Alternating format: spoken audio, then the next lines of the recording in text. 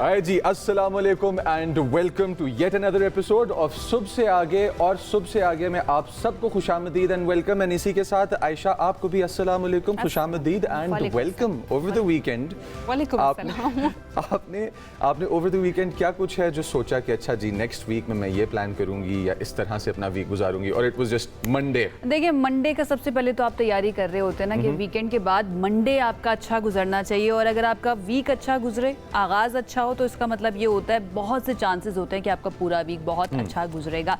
Sometimes ये होता है कि आप थोड़े से ज़रा डाउन भी होते हैं, लेकिन फिर जब आप हो ना बहुत ज़्यादा अपने काम को पसंद करने वाले और आपसे मुलाकात कर बहुत ज़्यादा शौक, तो हम कहते हैं कि जहाँ में अहले ईमान सूरज खुर्शीद जीते हैं, इधर डूबे उधर निकले, उधर डूबे इधर निकले। लेकिन जनाब एक चीज़ जो है ना, वो उसने कहा है कि मैंने तब्दील नहीं होना। वो सैमुअल बेकेट का एक एब्सर्ड थिएटर है, वेटिंग फॉर गोडो, उसकी पहली लाइन है nothing to be done. Nothing to be done. यहाँ पर सिचुएशन बन चुकी है। अगर आप मेरे से पूछें कि ओवर द वीकेंड मेरे दिमाग में क्या चल रहा था या मेरी नर्व्स कितने प्रेशर में थी, तो वो प्रेशर में थी पेट्रोल प्राइसेस को लेके। बिकॉज जनाब हम लोगों ने जो देखा है इंटरनेशनल स्टेज के ऊपर जो चीज़ें हो रही हैं और जो एक्टिविटीज़ हो रही हैं, उनमें Iran is again in the headlines. Why now? Because America और ईरान के दरमियान में मसाइल दोबारा एक मरतबा बहुत गर्म हो चुके हैं। 41 targets have been hit Iran के अंदर। मसला ये है कि क्यों एक दफ़ा टेबल पे आके बैठते हैं एकदम से फॉल आउट हो जाता है। Why do you think? मुझे लगता है कि आबदान हुर्मुज़ का मामला जो है ना, वो एनरिच्ड यूरेनियम से बड़ा मामला बन चुका है। शायद उससे पहले अमेरिका ने इस चीज़ के बारे में इतना सोचा नहीं था और ईरान ने इस चीज़ को टेस्ट करके देखा नहीं था। लेकिन पिछले कुछ महीनों का जो हमने कॉन्फ्लिक्ट देखा है, उसमें ईरान को पता चल गया कि उसके पास लेवरेज है और अमेरिका को इस बात का अंदाज़ा हो चुका है कि they have to do something about strait of Hormuz, और वहाँ पर उनको अपनी मौजूदगी यकीनी बनानी पड़ेगी। अदरवाइज़ ईरान कहता है कि भाई मैं वहाँ पर टोल टैक्स जो है उसको चार्ज करूंगा। वो अब अमेरिका ओमान के साथ मिलकर कोशिश कर रहा है कि कोई दूसरी राहदारी वहां से निकाली जा सके। इसी सारे मामले के अंदर जो MOU साइन हुआ था, उसका नंबर 5 जो स्ट्रेट ऑफ हुर्मुज़ से मुताल्लिक है, ईरान कहता है कि भाई अमेरिका ने उसकी खिलाफ वर्जी की। अमेरिका कहता है कि भाई ईरान ने वहाँ से जो शिप्स गुजर रहे थे कमर्शियल, उनके ऊपर अटैक किया है। अब हुआ यह कि इतवार को कतर, मुत्तहिदा अरब अमारात, कुवैत, ओमान, बहरीन और उर्दन के अंदर भी मिसाइल फायर किए गए हैं। जो अमेरिका की बेसिस वहाँ पर मौजूद है, उनको निशाना बनाया गया ईरान की तरफ। इसी के साथ मैं आपको ये बताते चलूँ कि आपके पास जो अमेरिकी सदर डोनाल्ड ट्रंप हैं, उनके बयानात के मुताबिक क्या चीज़ें हैं जो सामने आई हैं। अमेरिकी सदर डोनाल्ड ट्रंप ने कहा है कि आबनाए हुर्मुज़ के ऊपर एक कंप्लीट तरीके से एग्रीमेंट आ चुकी थी ईरान की तरफ से, जो वो कह रहे हैं, जो उनके बयानात हैं। और हमें पता है कि डोनाल्ड ट्रंप की तरफ से बयानात आ जाया करते हैं। कमर्शियल लाइनर्स अभी भी गुजर रहे हैं आबनाए हुर्मुज़ में से। ये कह रहे हैं डोनाल्ड ट्रंप, ईरान कह रहा है कि जब तक हमारी बातें नहीं मान लेते तमाम चीज़ें बंद कर दी गई हैं। और जो हवाई अड्डे थे जो वहाँ से ऑपरेट कर रहे थे आपके मिडल ईस्ट के अंदर से, साथ जो तनसीबात थी कि जहाँ पे ज़खायर थे पेट्रोलियम के, जहाँ पे फ्यूल के ज़खायर थे, उनको ईरान की तरफ से अटैक किया गया। और साथ ये कह रहे हैं कि ईरान ने गुज़िश्ता रोज़ मुआहदे पर इत्तफाक किया था। अब किया था, दोबारा जंग जहां शुरू हो गई है और कहां तक पहुंची है, आगे फ्यूचर क्या है। और पाकिस्तान के अंदर आपको पता है कि जब भी कभी दुनिया में जंग होती है 3 मुल्क मुतासिर होते हैं। तो फॉर्मर एम्बेसडर सरदार मसूद खान साहब हमारे साथ मौजूद हैं। चलते हैं उनकी तरफ और पूछते हैं कि क्या है ये मसला। अस्सलाम वालेकुम सर। वालेकुम अस्सलाम, कैसे हैं आप? अल्हम्दुलिल्लाह सर। अच्छा सरदार साहब, थोड़ा सा ज़रा लाइट डालते चलें कि अमेरिकी सदर डोनाल्ड ट्रंप कह रहे हैं कि आबनाए हुर्मुज़ के ऊपर भी कुछ ब्रेक मिल चुका था, तमाम चीज़ों के ऊपर हम अग्री करने पे थे, एक अग्रीमेंट के बहुत करीब पहुंच चुके थे। कमरे से बाहर निकलने के चंद मिनटों बाद, घंटे बाद जाके ये हमला दोबारा शुरू हो जाता है और ये सारा ब्लेम डाल रहे हैं ईरान के ऊपर। 41 टारगेट्स हिट किए गए हैं। Where do we stand in this war? यहाँ पे ग्लोबल कॉन्फ्लिक्ट में इस टाइम पे अगर देखा जाए तो इस कॉन्फ्लिक्ट की इंपॉर्टेंस अब कितनी बढ़ चुकी है? एक तो बहुत बहुत शुक्रिया अपने चैनल में मुझे दावत देने का, और दूसरे मैं ये कहूँगा कि आप ख़ुद कुछ सवालात के जवाब दे चुके हैं। इस वक्त आपने सबसे अहम मसला बन गया है अमेरिका के लिए, ईरान के लिए और सारी दुनिया के लिए। क्योंकि अगर यहाँ कोई किसी किस्म की स्टेबलाइजेशन नहीं होगी तो सारी दुनिया की मंडियाँ उतार चढ़ाव देखती रहेंगी और उसकी वजह से जो है तमाम दुनिया के सार्फिन मुतासर होंगे। और पहले मुतासर हुए जंग के दौरान, अब दोबारा से उन्होंने मुतासर होना शुरू कर दिया है। तो दूसरा ये है कि आप इनके बयानात से न जाएं कि मतलब सदर ट्रंप क्या कह रहे हैं या जो ईरान के लोग क्या कह रहे हैं, ईरान के कायदीन क्या कह रहे हैं। देखें कि ऑन द ग्राउंड क्या सूरत हाल है। और अगर आप देखें तो ये है कि वहाँ हमले जारी हैं दोनों तरफ से, और जो माहिदा है उसके बारे में, मुफाहमती यादाश्त के बारे में सदर ट्रंप ने एक मौके पर कहा था कि वो तो ख़त्म हो चुका है, लेकिन उन्होंने एक रास्ता भी साथ साथ खोल दिया था कि जैरेड कुशनर और स्टीव विटकॉफ जो है वो मुज़ाकरात जारी रखें, अगरचे उन्होंने कहा कि ये बेसूद होंगे। तो इधर जो है ईरान, उसने भी बंद नहीं किया इन मुज़ाकरात का दरवाज़ा, लेकिन असल में हो ये रहा है कि इन तमाम बयानात के बावजूद और इस किस्म की जो सफारती कोशिशों के बावजूद जो कि इलाक़ाई ममालिक भी कर रहे हैं, जिसमें पाकिस्तान भी शामिल है, जंग शिद्दत इख्तियार कर रही है। और जो गुज़श्ता 24 घंटों में जो हमले किए शदीद तरीन थे, ये यानी मतलब जिस वक्त ये हालत जंग में थे तो उस किस्म के हमले थे। आबना हरमुज़ का मसला क्या है? आबना हरमुज़ का आपने भी मेरा ख्याल है अभी थोड़ी देर पहले हवाला दिया उसकी शिक 5 का। तो शिक 5 के मुताबिक ईरान और ओमान ने मिलकर और दूसरी साहली रियासतें जो हैं खलीज फ़ारस की, उन्होंने मिलकर ये कोई फार्मूला तय करना था कि इसे कैसे इस्तेमाल किया जाए, इसमें टोल लिया जाए ना लिया जाए। ये है कि इसमें जो है मुकर्रर करदा रास्ता कौन सा होना चाहिए, क्योंकि ईरान ने एक रास्ता मुकर्रर किया हुआ है। उनके मुताबिक ये है कि इसे जो आने वाले जहाज़ यानी मतलब जो खलीज ओमान से आने वाले जो जहाज़ हैं जो बाहर से इंटरनेशनल वाटर से आ रहे हों, वो उनके कशम और लारक आइलैंड के दरमियान से गुजरें, और जो जाने वाले हैं वो लारक आइलैंड के पास से गुजरते हुए जाएं, यानी ओमान का साहिली इलाका ना इस्तेमाल करें, क्योंकि वो शैलो है और वैसे भी वो एक किस्म की पहले से मुसल्लमा पैसेज वे नहीं थी। तो लेकिन अमेरिका ने इस मौका फ़ायदा उठाया। जो ही ये जंगबंदी हुई तो उन्होंने यूनाइटेड किंगडम, फ्रांस और यूनाइटेड नेशन से मिलकर वो मुतबादल रास्ता कायम कर लिया, जिस तरीके से उन्होंने एक तरीके से बराह रास्त और बिलवास्ता तौर पर ईरान की आबना हरमुज़ के ऊपर, जो उसके लिए बहुत बड़ी स्ट्रेटजिक अहमियत का हामिल था, एक हथियार के तौर पर उन्होंने इस्तेमाल किया। उस पे उन्होंने ईरान का इजारा ख़त्म कर दिया। तो ईरान के पास जो सबसे बड़ी लेवरेज थी न्यूक्लियर टॉक्स के दौरान, वो अमेरिका पहले से ख़त्म करना चाहता था। उनका ख्याल था कि ईरान जो है वो पहले जो है ये फ्यूनरल में मसरूफ़ हो जाएगा, उसके बाद जो है वहाँ चूँकि ईरान के अंदर इतने तबाही और बर्बादी हुई है तो उसे संभालने में लग जाएगा, और ये रास्ता 2 मुतबादल रास्ते निकल आएंगे। और उसमें उन्होंने एस्कॉर्ट भी देने की कोशिश की। अभी आप तबसरा कर रहे थे, वहाँ सूरत हाल ये है जो सदर ट्रंप कह रहे हैं कि वहाँ से ऑयल टैंकर्स और कार्गो वेसल्स गुजर रहे हैं, तो उनकी तादाद बहुत घट गई है। जो 28 फरवरी से पहले मामूल था 100 से 125 वेसल्स रोज़ाना गुजरते थे, अब जो सूरत हाल ये है कि वो 20 से भी कम हैं, और बहुत से जो ये वेसल्स हैं या ऑयल टैंकर्स हैं ये ओमान का रास्ता इस्तेमाल नहीं कर रहे, क्योंकि ओमान के रास्ते के ऊपर ईरान ड्रोन्स या मिसाइल दाग रहा है, तो इस वजह से वो ईरान का रास्ता ही इस्तेमाल कर रहे हैं, ईरान के साहिल के करीब जो है। बिल्कुल ठीक है, ये सूरत हाल है। लेकिन ठीक है मसूद खान साहब, कता कलामी की माजरत, ये जो इस वक्त आबना हरमुज़ की सिचुएशन बन चुकी है, 2 सवाल जहन में उठते हैं। पहला ये कि वैसे हमें कोई भी नेचुरल मैरीटाइम रूट जो है उसके ऊपर ऐसा कोई टोल चार्ज होता हुआ कहीं पर नज़र नहीं आता माफ़ कीजिएगा, नज़र नहीं आता है। मैन मेड जितनी भी कनाल्स बनी हुई हैं वहाँ पर चार्ज करना बनता है, इंटरनेशनल लॉ नहीं है। क्या अभी कोई गुंजाइश निकाली जा रही है? ईरान अगर बहुत बज़िद है कि वो चार्ज करना चाहता है, पहला तो इसके ऊपर कमेंट कीजिएगा। दूसरा ये कि दूसरा stakeholder strait of Hormuz के अंदर ओमान है, तो क्या ओमान अमेरिका और बाकी जो पावर्स हैं उनके साथ मिलकर तैयार है कि इधर से रास्ता दे अगर ईरान नहीं चाहता कि वहाँ से जहाज़ गुजरें? तो ईरान का मौक़िफ़ ये है कि जो एक्स्ट्रा टेरिटोरियल पार्ट्स हैं उनको यहाँ कोई किसी किस्म की दस्तरस नहीं होनी चाहिए। उनका इशारा अमेरिका की तरफ है या उसमें यूनाइटेड किंगडम है, फ्रांस है।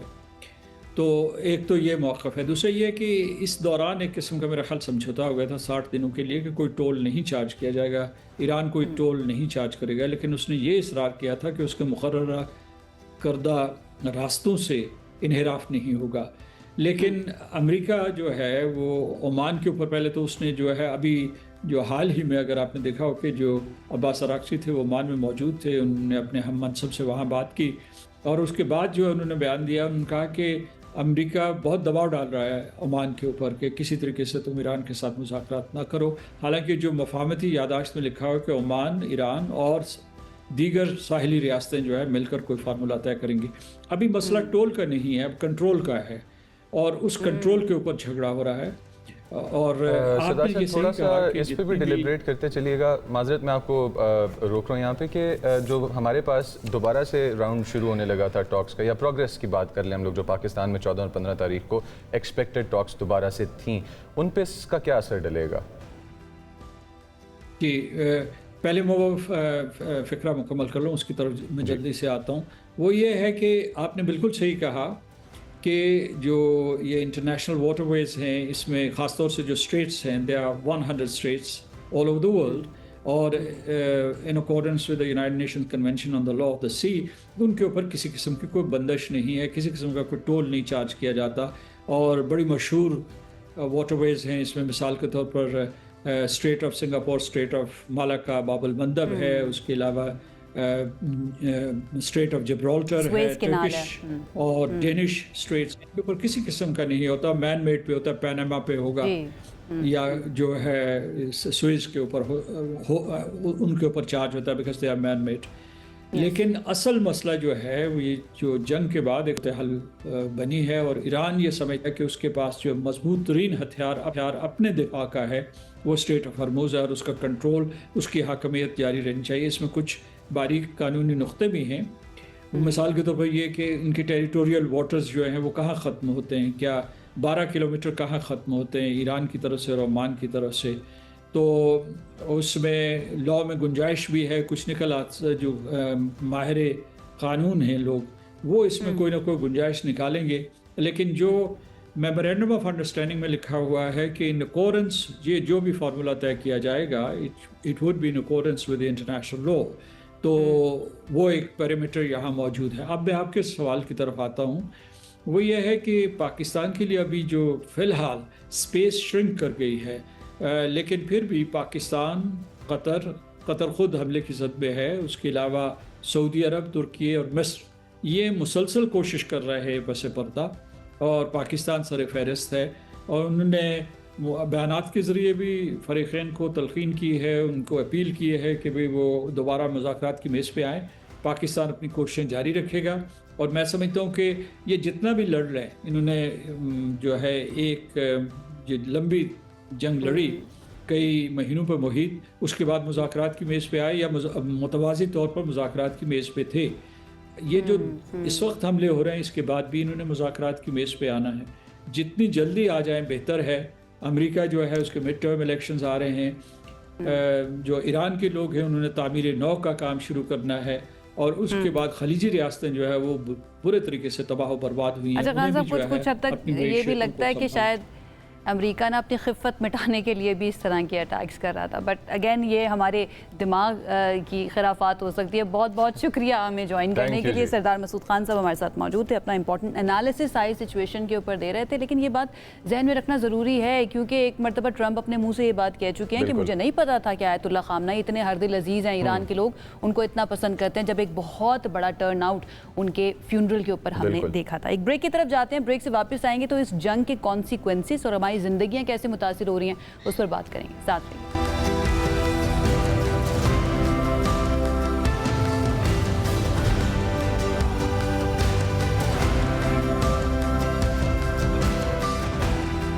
Alright ji, welcome back from that break. और जिस तरह जाने से पहले आयशा ने जिक्र किया था कि हमारी ज़िंदगी पे वॉर का इम्पैक्ट क्या आ रहा है, और एवरेज आदमी की जेब तक और उसके डे टू डे यानी रोज़मर्रा मसाइल के अंदर इस वॉर का क्या अमल दखल है पाकिस्तान में।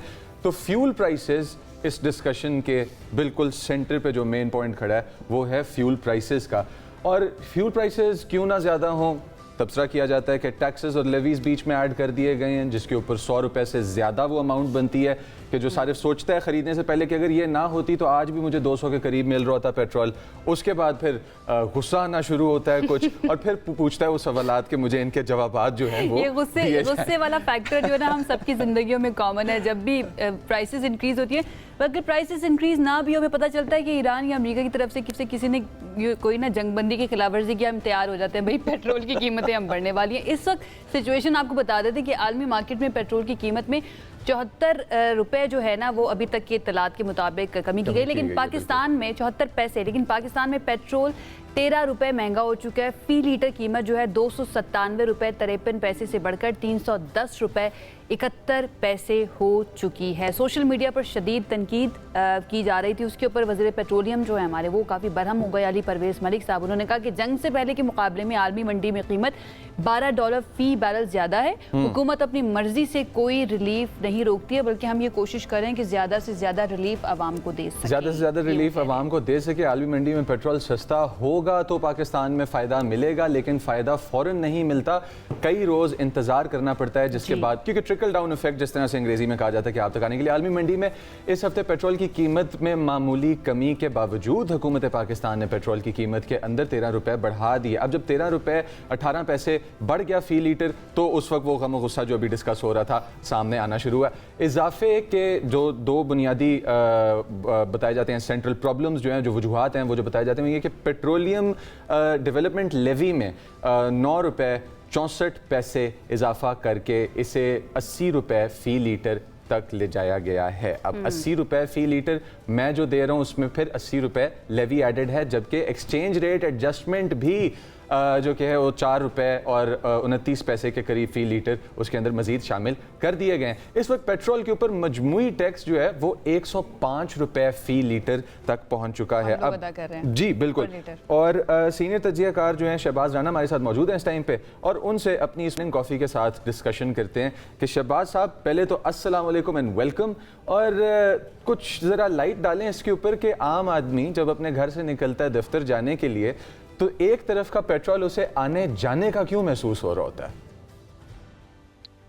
जी बिस्मिल्लाहिर्रहमानिर्रहीम, वेरी गुड मॉर्निंग। आप दोनों कॉफ़ी पी रहे हैं और मुझे अभी तक नाश्ता नहीं मिला, तो मैं प्रोटेस्ट करता हूँ इसके ऊपर। अच्छा, इसमें देखिए बात जो है ना बड़ी सिंपल सी है। हमारा जो मिजाज हो गया ना सरकार का, कि सरकार का इस वक्त मिजाज ये है कि जो कुछ मर्जी कर लो, आवाम पे जैसा मर्जी बोझ डाल दो, लोग रिएक्ट करेंगे और रिएक्ट करके चुप कर जाएंगे और हम अपना काम करते रहेंगे। आपने एक आम मोटरसाइकिल वाले की बात की, जब वो घर से निकलता है और उसके टैंक खाली है और उस टैंक में उसने फ्यूल डलवाना है, तो हुकूमत पाकिस्तान को वो क्या क्या दे रहा है? वो 10% कस्टम ड्यूटी देता है। मैं अब 1 लीटर की बात कर रहा हूँ। 1 लीटर की जो इस वक्त जो कीमतें खरीद है पाकिस्तान की, कराची पोर्ट के ऊपर उसको जो पहुंच पड़ती है कस्टम ड्यूटी के बगैर, आज के दिन कोई, मैं ये बात कर रहा हूँ जुमे तक, क्योंकि अभी इस हफ्ते की तो कैलकुलेशन आनी है, तो जुमे तक कोई 178 रुपये फ़ी लीटर उसकी बेस प्राइस है। अच्छा, 178 रुपये फ़ी लीटर के ऊपर आप डाल रहे हैं 10% कस्टम ड्यूटी, तो ये आपको क्लोज टू आपको 196-198 रुपये इसकी प्राइस जो है वो पड़ती है। अब यहाँ पे बात खत्म नहीं होती। अब तो कस्टम ड्यूटी तो जनाब ने दे दी 10%, प्राइस होगी इसकी अब 198। अब उसके ऊपर 80 रुपये फ़ी लीटर इस वक्त हुकूमत उससे ले रही है पेट्रोलियम लेवी। ये बात करें मोटरसाइकिल वाले की, जो कि गाड़ी के लिए भी इक्वली एप्लीकेबल है। तो अब उसके अंदर आप 80 रुपये और डाल लें, ये 278 हो गया। फिर भी बात यहाँ नहीं रुकती। फिर हुकूमत कहती है कि मुल्क के अंदर माहौल बहुत ख़राब हो रहा है, तो हमने आपसे लेनी है 5 रुपये फ़ी लीटर एक क्लाइमेट सपोर्ट लेवी। तो वो 5 रुपये और हुकूमत को देता है, ये कोई 283 रुपया हो गया। कोई 7 रुपये के करीब जो है वो फ्रेट मार्जिन होता है, वो ट्रांसपोर्टेशन इक्वलाइजेशन कॉस्ट होती है कि आपको खैबर पख्तूनख्वा और कराची में प्राइस एक मिले, तो आप उसको ऐड कर लें। उसके ऊपर फिर डीलर्स का मार्जिन होता है जो कि होता है, और OMCs का मार्जिन। तो ये सारी चीज़ें मिला के आज आपको 311 रुपये फ़ी लीटर जो है वो पेट्रोल मिल रहा है। तो एक मोटरसाइकिल वाला अगर उसकी तनख्वाह अज्यूम करते हैं कि मिनिमम 42,000 रुपया है, तो जब वो 42,000 कमाने वाला, अब हमें नहीं पता उसके खर्चे कितने, उसके बच्चे कितने, घर अपना है, किराए का है, घर में बिजली कितनी है, कितनी इस्तेमाल होती है, बेनज़ीर इनकम सपोर्ट प्रोग्राम का बेनिफिशियरी है या नहीं है, वो इस वक्त आज के दिन हुकूमत पाकिस्तान को 80 रुपये पेट्रोलियम लेवी दे रहा है, 5 रुपये क्लाइमेट सपोर्ट लेवी दे रहा है, 10% वो कस्टम ड्यूटी दे रहा है। तो ये वो है टैक्सेस जो मोटरसाइकिल वाले से हुकूमत पाकिस्तान को। एक छोटा सा सवाल मैं आपसे करूंगी, फिर हमारे साथ हमें ज्वाइन कर लिया पार्लिमानी सेक्रेटरी बराए पेट्रोलियम मियां खान बुगटी साहब ने भी, उनकी तरफ फिर मैं लेके जाऊंगी। एक चीज़ का सिर्फ जवाब दीजिएगा शहबाज राना साहब, ये जो अब इंक्रीज़ की गई है प्राइस पेट्रोल की, ये प्रीएम्प्टिव मेजर्स के तौर पर इंक्रीज़ की गई है गवर्नमेंट की तरफ से या फिर ऑलरेडी प्लान था? आपके पास क्या इन्फॉर्मेशन है? नहीं, ये वाला जो इंक्रीज है ये प्रीएम्प्टिव नहीं है। प्रीएम्प्टिव इंक्रीज सिर्फ एक आया था जब जंग शुरू हुई थी 28 फरवरी को और उसके बाद एक हुकूमत ने एक सडन इंक्रीज किया था ऑन द ग्राउंड्स की जी हम नहीं चाहते कि पेट्रोल पंप्स के ऊपर लंबी लंबी लाइन लग जाए, हम सप्लाई को मैनेज करना चाह रहे हैं। उसके बाद जो इंक्रीजेज आ रहे हैं उसकी दो ही बुनियादी वजूहत हैं, या तो आलमी मंडी में कीमत ऊपर जा रही है उसकी वजह से हुकूमत इंक्रीज कर रही है, या फिर जो हुकूमत टैक्सेस अपने बढ़ा रही है उसकी वजह से इंक्रीज कर रही है। और ये जो जुमा हमारा गुजरा है जिसमें प्राइसेस अनाउंस हुई हैं, इसमें जो 13 रुपए के करीब इंक्रीज आई, ये प्योरली दो वजूहत की वजह से आया। 74 पैसे हुकूमत की अपनी कैलकुलेशन है, 74 पैसे फी लीटर पेट्रोल की कीमत आलमी मंडी में कम हुई है, सब कस्टम ड्यूटी वगैरह डाल के सब कुछ। उसके मुकाबले में हुकूमत ने कुछ 9 रुपए 65 पैसे फी लीटर पेट्रोलियम लेवी मजीद बढ़ा के उसको 80 रुपए फी लीटर कर दिया है। और इसके अलावा आप पूरे पाकिस्तान को पता है एक्सचेंज रेट का इस पर डाटा क्या है। Daily state bank of Pakistan जो हमारा एक्सचेंज रेट का डाटा शाम को रिलीज करता है, हमारा रुपया मजबूत हो रहा है, चाहे 1-2 पैसा ही मजबूत हो रहा हो, उसके मुकाबले में उसके असरात में नजर भी आनी चाहिए। अनाउंस किया पेट्रोल की, उसमें 4 पैसे फी litre exchange rate adjustment PSO के नाम पे। बुक्टी साहब थैंक यू सो मच हमें ज्वाइन करने के लिए। आई होप आप बिल्कुल ठीक ठाक होंगे। अली परवेज़ मलिक साहब कहते हैं कि हम पूरी कोशिश कर रहे हैं कि बर्डन को मिनिमाइज़ करें आवाम के लिए, लेकिन जब हम दूसरा रुख देखते हैं तो इंटरनेशनल मार्केट के अंदर 74 पैसे कीमत कम हो रही है और पाकिस्तान के अंदर 13 रुपये से ज़्यादा बढ़ते जा रहे हैं। इसकी क्या रीज़न है? मैडम बहुत शुक्रिया आपका। मैं मकसद है कि अली परवेज साहब ने पिछले मरतबा भी हमारा स्टैंडिंग कमेटी का मीटिंग था, उस पर भी हमने मीडिया वालों को बताया है कि जो हमारा जो आप कहते हैं कि 13 रुपये बढ़ा रहा है और जिस तरह भाई ने फरमाया 311 रुपये फी लीटर के ऊपर चल रहे हैं। देखें बात यह है कि हम ये तो चीज़ देख रहे हैं, बाकी भी चीज़ें ये हैं कि दुनिया के लेवल में थोड़ा बहुत तभी नरमी आ गया है। जिस तरह आप लोगों को पता है कि अमेरिका और ईरान का जो जंग का थोड़ा सा पाकिस्तान ने रोल अदा किया है, अल्हम्दुलिल्लाह थोड़ा सा पेशरफ्त हुआ है, तो उसकी निस्बत में पेट्रोल की कीमत में हम लोगों ने और कम किया था। पहले कहाँ पे था, अभी 300 रुपये में आके पहुंच गए। तो मैं समझता हूँ कि मुझे उम्मीद है कि इंशाल्लाह अगर ये जंग की हालात मजीद न बिगड़ाए है और इंशाल्लाह मैं ये जानना चाहती हूँ क्यों बढ़ाए गए हैं, क्यों बढ़ाए गए हैं? जब इंटरनेशनल मार्केट में कमी हो रही है, चाहे चंद पैसे कमी हो रही है, तो फिर पाकिस्तान के अंदर इंक्रीज क्यों किया जा रहा है कीमतों के अंदर पेट्रोल प्राइसेस की? इसकी वजह मैं जानना चाह रही हूँ। देखें इसकी वजह कोई खास तो नहीं है। देखें हमारे साथ IMF का भी कुछ मुआहदे हैं, मतलब बगैर वजह की क्या बढ़ाई जा रही हैं कीमतें? नहीं, बगैर वजह तो कोई नहीं है। अभी 2 दिन पहले तो आप लोगों ने हालात देखा, अमेरिका और ईरान का आप लोगों ने हालात देखा है। बिल्कुल। तो देखें कुछ ऐसी चीजें लेकिन उसके बावजूद इंटरनेशनल मार्केट में कम हुई है ना बुक्टी साहब कीमतें। आप कह रहे हैं कि उसकी कोई खास वजह नहीं है, तो क्या बगैर वजह के भी हमारे मुल्क के अंदर कीमतें बढ़ जाती हैं पेट्रोल डीजल की? नहीं, वो ये हैं कि वो आप बजा फरमा रहे हैं। अगर कितना बढ़ाया है, अब ये भी मैडम मुझे बताए कितना बढ़ाया है? 13 रुपए ने कितने दिनों में पहले कम नहीं किया था, पहले कहाँ प्राइस पहुंच गया था, फिर बाद में कितना कम हो गया था। दुनिया की लेवल में कम हो रहे हैं और हमारे भी मीटिंग हो गए हैं। अच्छा नहीं, चले आप सिर्फ ये बता दें, आप कह रहे हैं कम किया गया है, ये बढ़ाया क्यों गया है? ये जो इजाफा किया गया है इसकी वजूहात सिर्फ बता दीजिए, कन्विंस कर लीजिए, नो प्रॉब्लम। दो दिन मैडम, 2 दिन पहले मुल्क की हालात में कुछ पेशरफ्त हुआ था, आपको नजर आया कुछ? ईरान अमेरिका का सर उनकी जंग अगर लगी है, कॉन्फ्लिक्ट हुआ है, तो उसके बावजूद इंटरनेशनल मार्केट में कीमतें कम हुई हैं, बड़ी नहीं है। तो देखिए पाकिस्तान तो अपना जिम्मेदार है ना। पाकिस्तान तो इंटरनेशनल चले ठीक है, हर ममालिक का अपना एक फैसला होता है। अच्छा मेरा सर बात बन नहीं रही है। मेरा एक सवाल है। बुक्टी साहब बात बन नहीं रही है। बुक्टी साहब एक छोटा सा क्वेश्चन है मेरा, इसके बाद मैं शहबाज साहब के पास जाना चाहूँगा। पैसा जो कि है वो मुस्तहकम है, पैसा बेहतरी की तरफ जा रहा है, हमारा रुपया जो है वो वक्त के साथ साथ एक अच्छी तरफ जा रहा है उस डायरेक्शन में। क्यों है कि एडजस्टमेंट चार्जेस इस वक्त लगाए गए हैं? देखें एक्चुअल चार्जेस किस वजह से लगाया गया है। बात नहीं, मसला ये है कि मैं ये समझता हूँ कि आप भी पाकिस्तानी है, मैं भी पाकिस्तानी हूँ, और ये आप अल्हम्दुलिल्लाह। बजा फरमा रहे हैं कि आवाम को रिलीफ देना चाहिए।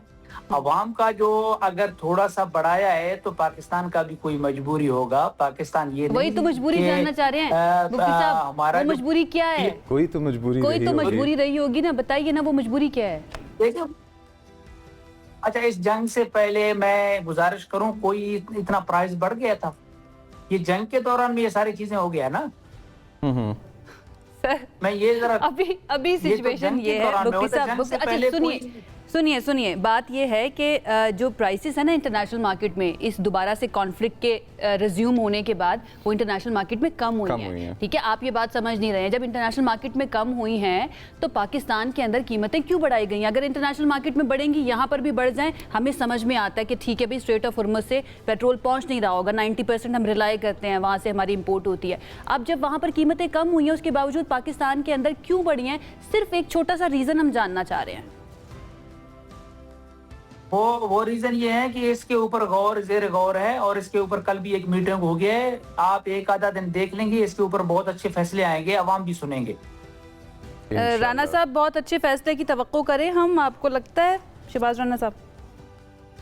अच्छा, एक थोड़ी सी चीज मैं मिस आयशा क्लैरिफाई कर दूं। ये जो कीमत मुकर्रर हुई थी ना, जो जुमे से पिछले वाला हफ्ता था, 4 जुलाई से लेके 11 जुलाई का जो पीरियड था, उसकी प्राइस फ्लक्चुएशन जो आलमी मंडी में होती है उसकी बेस पे थी। अभी ये जो नया हफ्ता स्टार्ट हो गया 12 जुलाई से, 12 जुलाई के बाद तो आलमी मंडी में जो कीमत ऊपर जा रही है उसका हिसाब तो आपसे और हमसे लिया जाएगा कमिंग फ्राइडे को। तो उसके अंदर अगर कोई 7, 8, 10 डॉलर भी अभी जो ऊपर चली गई है, ब्रेंट क्रूड की प्राइस कह रहे हैं, जो ब्रेंट क्रूड हमारे लिए इतना रेलेवेंट नहीं है। हम एवरेज प्लाट्स लेते हैं उसका गल्फ का, और फिर उसके अलावा जो प्राइस होती है फिनिश प्रोडक्ट की, यही बात तो मैं पूछ रही थी मुफ्ती साहब से, मैं यही वाली बात देखिए, वो मुफ्ती साहब शायद वो उस तरीके से एक्सप्लेन नहीं कर पाए। लेकिन अभी ये जो इंक्रीज आज आप देख रही है ना कीमतों में, और जो कल के दिन आया है, इसका हिसाब अभी हमने देना है, अवाम ने हिसाब हुकूमत पाकिस्तान को देना है कमिंग फ्राइडे को। अगर ये जो प्राइसेस 2 दिन में ऊपर गई हैं, और अल्लाह करे अगले 2-3 दिन में जुमेरात तक या जुमे तक की कीमतें वापस उसी लेवल पे आ जाए जिस पे 11 जुलाई को थी, फिर तो शायद कोई इंक्रीज नहीं होगा प्राइस में। अगर उससे नीचे चली जाए तो कमी हो जाएगी, और अगर 11 जुलाई का जो लेवल इंटरनेशनल मार्केट का उससे ऊपर चली जाए तो फिर आपको हिसाब और देना पड़ेगा। राना साहब, वर्स्ट कम वर्स्ट हम सबसे बुरी प्राइस क्या देख सकते हैं? अवाम क्योंकि जानना चाहती है नंबर्स में, इतनी डेप्थ में लोग, एक आम आदमी तो घुसता नहीं है, तो वर्स्ट कम वर्स्ट पेट्रोल कहाँ तक जा सकता है? देखिए, ये मैं इस पे कोई स्पेकुलेशन नहीं करूंगा क्योंकि इंतहाई सेंसिटिव ये मामला होता है। कमल साहब, मैं कोई ऐसी बात करूं वो फ्यूल स्टेशन के ऊपर लंबी कतारें लग जाए, वो मुनासिब नहीं है। हमने जो देखा है जब ये क्राइसिस पीक पे गया था, जब ब्रेंट क्रूड $144 पे चला गया था, माजी की बात होगी, अभी चंद हफ्ते या महीने पहले, और आपने देखा कि जो डीजल की कीमत थी 521 रुपए फी लीटर चली गई, पेट्रोल की कुछ 460 रुपए फी लीटर तक भी चली गई थी। उसमें टैक्सेस का भी बहुत बड़ा रोल था। तो अभी इस वक्त जो सूरत हाल है, अगर ये प्राइस अभी कम नहीं होती 3-4 दिनों में, इंटरनेशनल मार्केट की मैं बात कर रहा हूँ, और हमारी जो फिनिश प्रोडक्ट्स की प्राइसेस पेट्रोल और डीजल की जो है वो कम नहीं होती, तो फिर तो इंक्रीज आएगा। कितना इंक्रीज आएगा इसका जो पता है ना तो पेट्रोलियम मिनिस्टर को ना मुझे, वो जुमे को ही पता चलेगा। एक जुमेरात को मीटिंग हुकूमत करती है, फिर एक जुमे को करती है, तो उसमें अपनी जो है वो जो पोजीशन को वाजे करती है। मैं सिर्फ इस पे एक प्रिंसिपल एक बात करना चाहता हूँ। आलमी मंडी में जो भी इंक्रीज आया वो हुकूमत पाकिस्तान को उसकी उस हद तक कीमत बढ़ानी पड़ेगी, इसमें किसी को कोई शक नहीं होना चाहिए, और बढ़ानी चाहिए शायद, क्योंकि हम सब्सिडी नहीं हुकूमत अफोर्ड कर सकती। लेकिन जो असल मेरा हुकूमत पे की पॉलिसी पे एतराज है वो है टैक्सेस का। ये जो पेट्रोलियम लेवी का जो काम शुरू हो गया है ना, ये बुनियादी तौर पर पेट्रोलियम लेवी लगाई गई थी जो 18% GST है उसकी जगह पर, और 18% GST की जगह पे पेट्रोलियम लेवी से लगाई गई थी कि हुकूमत पाकिस्तान, वफाकी हुकूमत जो है, सूबों को पेट्रोल के ऊपर जो टैक्स इकट्ठा होता था GST वो नहीं देना चाह रही थी, और जो लेवी होता है वो वफाकी टैक्स हो, जो GST होता है वो सूबे के साथ उसमें वो तकसीम होता है। तो अगर 18% GST के बराबर आज भी अगर आप हुकूमत लेवी रखे तो ये 40-41 रुपए फी लीटर से ज्यादा नहीं है। तो हुकूमत जो हमारी आवाम है, जिसमें अमीर गरीब सब शामिल है, वो कम से कम भी 40 रुपए फी लीटर 18% GST के मुकाबले में ज्यादा लेवी हुकूमत को दे रही है। तो हुकूमत अगर चाहे एक करेक्टिव मेजर ले सकती है अपनी पॉलिसी के अंदर।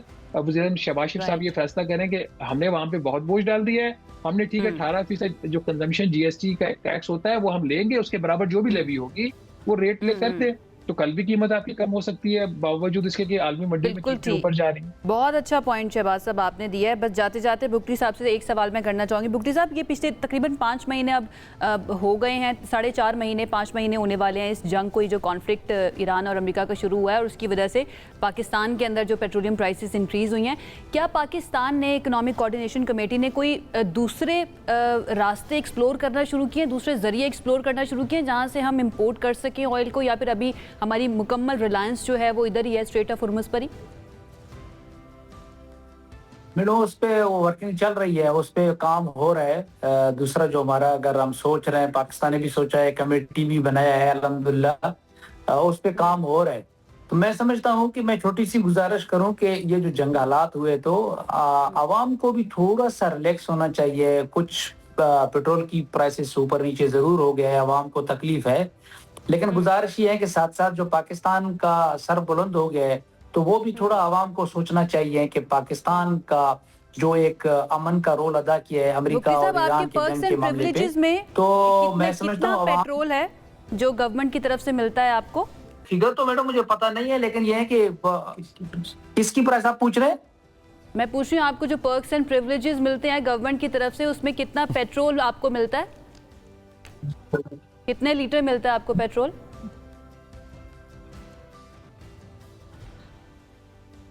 चलिए सर, आपको मालूम नहीं होगा। थैंक यू सो मच, बहुत शुक्रिया बुगटी साहब हमें ज्वाइन करने के लिए। राज राणा साहब, thank you so much for your analysis and सारी इन्फॉर्मेशन जो आपने हमारे साथ शेयर किया। हमारा काम है कि आपके सामने लाकर रख दें, उन लोगों को बिठा दें जो कि बड़े ज़रूरी हैं हमारे मुल्क के और हमारी किस्मतों के फ़ैसले करने के लिए।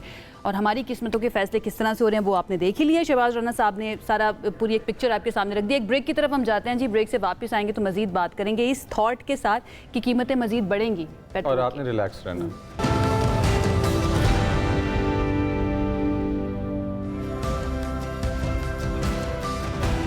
ब्रेक के बाद आपको खुशामदीद कहते हैं और इंतहाई अफसोसनाक तकलीफ दे एक ख़बर है जो आपके साथ शेयर करते हैं और उसके बारे में जानने की कोशिश करते हैं कि ये जुल्म किसकी तरफ से किया गया और अभी तक इसके ऊपर क्या कार्रवाई हुई। कराची में Sindh employees social security institution SESSI के ज़ेरे इंतज़ाम कुलसूम बाई वलीका अस्पताल की संगीन गफलत सामने आ गई। इसको गफलत कहना मुझे लगता है नामुनासिब होगा, इसको जुल्म कहना चाहिए। अस्पताल में 80 से ज़ायद बच्चे HIV में मुब्तला हो गए। बच्चों की माएँ जो हैं ना, उनकी तरफ से दुआएं दी जा रही हैं, बद्दुआएं दी जा रही हैं। हुकूमत ने अभी तक एक्शन क्या लिया है, बार बार ये सवाल भी उठाया जा रहा है और हुकूमत की तरफ से अभी तक की इत्तलात के मुताबिक SH कोई काम किया नहीं गया है, कारकर्दगी कुछ दिखाई नहीं गई है। वही स्टैंडर्ड जो कोई भी काम ख़राब होने पे होता है कि चंद अफराद को मुअत्तल कर दिया जाता है। अब 37 डॉक्टरों, नर्सरों और दीगर जो तिबी अमला है वहाँ का उन अरकान को मुअत्तल कर दिया गया है।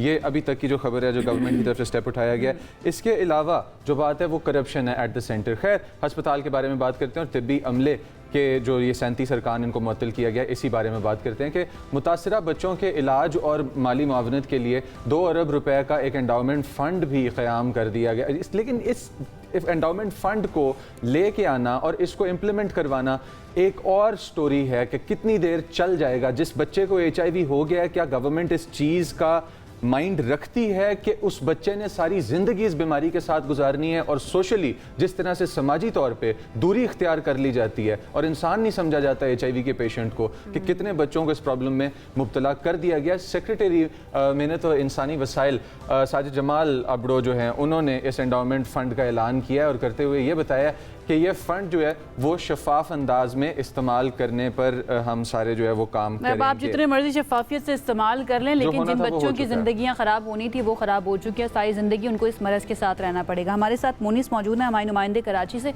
उनकी तरफ चलते हैं और उनसे जानते हैं कि ये जुल्म कितने बच्चों के साथ हुआ है, किसने किया है और अभी तक उनके खिलाफ क्या कार्रवाई की जा रही है, उनके पेरेंट्स क्या कहते हैं। मोनिस, बताइएगा, ये अफसोसनाक वाक़या, अफसोसनाक सानिहात इनको कहना चाहिए। किसी की ज़िंदगी को आप इस तरह से ख़त्म कर दें, किसी की ज़िंदगी को आप ऐसे मुतासिर कर दें, तो वो उसके लिए तो सानिहा ही है। कहाँ से ये कहानी शुरू हुई, कैसे पता चला, बताइएगा। आयशा, बहुत शुक्रिया। मुदम्मिल, बहुत शुक्रिया। आपने आज एक बहुत अहम और हसास मामले को जो है वो उठाया है। देखें, कराची में ये साइड एरिया के करीब वाक़ हॉस्पिटल है, Kulsoom Bai Valika hospital. Sindh employ social security जो वजारत है, वज़ीर मेहनत सईद गनी है इस वक्त मौजूद है, उसके वज़ीर, उनकी वजारत के अंडर जो है ये हॉस्पिटल आता है और रन किया जाता है। और यहाँ पर इस हॉस्पिटल में ज़्यादातर जो इंडस्ट्रियल एरिया के मुलाजमीन हैं, ख़ास तौर पर वो जो लेबर तबका है, मज़दूर हैं, वो और उनके पास एक बाकायदा इसका जो है हॉस्पिटल का एक कार्ड बना हुआ होता है, जिस कार्ड के थ्रू आकर वो जो है यहाँ हॉस्पिटल से अपना और अपने बच्चों का इलाज कराते हैं। हुआ कुछ यूँ कि गुज़िश्ता साल 2025 में तकरीबन साल के दरमियान में और तकरीबन जून से लेके और सितंबर अक्टूबर तक का जो ये अरसा था, इस दौरान मुबैना तौर पर जो इस हॉस्पिटल का जो पीड्स वार्ड है, यानी कि जो बच्चों का वार्ड है, उसमें एक संगीन गफलत जो है वो मुबैना तौर पर सामने आई। और जो कि उस वक्त जो भी अफसरान तैनात थे, जो भी ज़िम्मेदारान थे, वो यकीनी तौर पर कहीं ना कहीं इस सूरत हाल के, इस जुल्म के ज़िम्मेदार हैं कि बाकायदा तौर पर मुबैना तौर पर बताया जाता है कि जो री यूजेज ऑफ सिरिंज है, जो 10 सीसी के सिरिंज है जो कि अमूमन बच्चों को दी जाती है, इंजेक्शन लगाया जाता है, वो एक सिरिंज कई बच्चों के लिए जो है वो इलाज के लिए इस्तेमाल की जाती रही। और इस मुबैना संगीन गफलत के बाइस उसका जो अंजाम था वो ये हुआ कि मासूम बच्चों में जो दर्जनों बच्चे थे उनमें HIV एड्स जो है वो ख़तरनाक बीमारी में वो मुब्तला हो गए। और इस वायरस में मुब्तला होने के बाद अब उनकी ज़िंदगियाँ जो हैं वो दाव पर लग गई हैं और वालिदैन जो है वो शदीद परेशान हैं। अब तक हमारी मालूमात के मुताबिक 80 तक मुतासरीन की तादाद जो है वो पहुँच चुकी है, जबकि इसमें मज़ीद जो इजाफा है उसका भी अंदेशा है। अच्छा, अब ये तमाम तर सूरत हाल वली का आप बता रहे थे कि इस तरह के केसेस को दबाने की कोशिश भी की गई। मैं चाहूँगी कि उस वाक़े को भी आप मेंशन करें एंड देन हम इसके जो सोशल टैबूज़ अब बन चुके हैं उसके बारे में भी बात करना चाहेंगे। प्लीज़ इसके MS जो DMS उनके ख़िलाफ़ क्या किया गया है, क्या उनमें से किसी को अभी तक सामने लाया गया है? जी देखें, ये बात किसी हद तक दुरुस्त है, क्योंकि हमारी कुछ ऐसी फैमिलीज़ से मुलाकात हुई और उन्होंने इस बात का दावा किया कि जब इब्तिदा में ये पहला या दूसरा केस सामने आया था और जो उस वक्त इन मौजूदा ओहदों पर बैठे हुए ज़िम्मेदारान थे वली का हॉस्पिटल के, जब उन्हें अपनी इस गलती का, इस संगीन गफलत का एहसास हुआ तो उन्होंने वक्ती तौर पर, कुछ वालिदैन ये दावा करते हैं कि उन्हें कुछ पैसों की भी ऑफ़र की और उन्हें मुख्तलिफ अंदाज में जो है वो उनको गुमराह करने की कोशिश की कि ये वायरस जो है वो फैला हुआ है और बच्चों को लिहाजा बहुत ज़्यादा एहतियात बरतने की ज़रूरत है और इस तरह की बातें की ताकि उनको वो गुमराह कर सकें। और साथ ही साथ अपनी गलती को छुपाने के लिए वालिदैन ये कहते हैं कि 1 या 2 फैमिलीज़ ऐसी थी जो कि इब्तिदा में सामने आई थी, उन्हें बाकायदा पैसों की ऑफ़र की गई कि वो खामोश रहें, इस मामले पर जो है वो लबकुशाई ना करें। लेकिन वो वालिदैन जो थे उनका ये कहना था कि हमारे बच्चों के साथ ऐसा हो गया, हम नहीं चाहते कि किसी और के बच्चों के साथ ऐसा हो, लिहाजा हम आवाज़ बुलंद करेंगे। इस वक्त जो ज़राए हमें कंफर्म करते हुए बताते हैं कि 37 अफराद को मजमूई तौर पर जो है वो इसमें इस सूरत हाल का ज़िम्मेदार करार दिया गया है इब्तदाई तौर पर। अब इसमें कौन ज़्यादा ज़िम्मेदार है, कौन कम ज़िम्मेदार है, ये तो अब अनकरीब जब 20 जुलाई को रिपोर्ट सिंध हाई कोर्ट में पेश होगी तो उसमें तफसीली रिपोर्ट में सब कुछ बता दिया जाएगा। लेकिन यकीनी तौर पर इस वाक़े के जो ज़्यादा ज़िम्मेदारान हैं वो वही लोग हैं जो कि उस वक्त ऐसी पोस्टों पर थे अस्पताल में कि जो इस तमाम तर सूरत हाल को देख रहे थे। और ऐसे मराकज़ जो ये दावा करते हैं कि हम सेहत बांटते हैं, हम बीमारियों को दूर करते हैं, वही बीमारियां बांटना शुरू कर दें तो इस तरह की सूरत हाल बनती है। मोनिस, बहुत शुक्रिया आपका, आपने अपडेट किया सारी सिचुएशन से। अब मुजम्मिल कुछ वीडियोस जो हम देख चुके हैं, लेकिन वीडियो से पहले एक सिंगल लाइन में एक बात कहना चाहूँगा कि ये वो अस्पताल है कि जो जानते हैं मज़दूरों के लिए और गरीब लोगों के लिए इसको कायम किया गया, गुरबा के लिए, ऐसे लोगों के लिए कि जो खर्च नहीं कर सकते और उनके साथ ये जुल्म हुआ है। हमारे नुमाइंदे ने ऐसे भी लोगों से बात की कि जिन्होंने वार्ड से मेंशन किया कि हमारे पास 10 सिरिंजेस होती थी और 150 बच्चा होता था तो हम क्या करते। आपके पास बाद में देने के लिए पैसे थे उन लोगों को ऑफर करने के लिए, तो आपके पास सिरिंजेस के भी होने चाहिए थे। वो अपने बच्चों को लेकर गई थी हॉस्पिटल ताकि उनकी बीमारी का इलाज करवा सकें और एक ऐसी बीमारी साथ लेकर भेज दी गई उनके बच्चों को जो सारी ज़िंदगी उनके साथ रहेगी। उन बच्चों को शायद मालूम भी नहीं है कि उनके साथ क्या हो चुका है और किस तरह की ज़िंदगी उनकी मुंतज़िर है। हमारे साथ इस वक्त मौजूद हैं Sindh infectious disease hospital and research centre की medical officer doctor Wasfa Mushtaq. उनकी तरफ चलते हैं और उनसे जानते हैं कि एक तो हमें नज़र आता है कि बच्चों को इस बीमारी से लड़ना है, वो जो सारी ज़िंदगी उनके साथ रहेगी, लेकिन उसके साथ साथ ये जो हमारे इर्द गिर्द का रवैया है जो फ़ौरन से अछूत समझ लिया जाता है, अगर किसी बच्चे को, किसी इंसान को ये बीमारी हो तो फिर साइकोलॉजिकली उस बच्चे के ऊपर, उसकी ज़िंदगी के ऊपर इसका क्या असर होगा, ये सारी चीज़ें हम जानना चाहेंगे डॉक्टर साहिबा से। डॉक्टर साहिबा प्लीज़ ज़रा बताइए, HIV क्या मरज़ है ये और क्या ये वाकई छूने से फैलता है? अगर आपके इर्द गिर्द कोई ऐसा शख्स मौजूद हो, कोई बच्चा मौजूद हो जिसको HIV है, तो क्या ये पॉसिबिलिटी है कि दूसरे इंसान को भी लग जाएगा?